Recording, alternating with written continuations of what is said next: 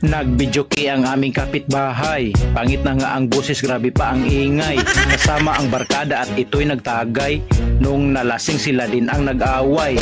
Nagsimula sila ng alas 7, hindi pa rin natapos hanggang alas 12. Hating gabi na maiingay pa rin. Ang kanilang bubong gusto ko nang batuhin.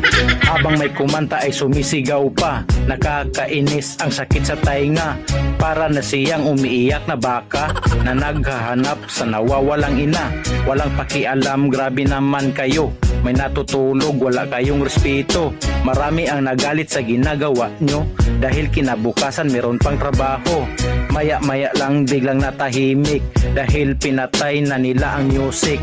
Merong nagamok, binato ng kahoy, kasamahan nilang lasing na nagmamaoy. Sinumbong ko sa barangay kinabukasan para di na uulit at nang matauhan. Pero ako'y nagulat nung aking nalaman ang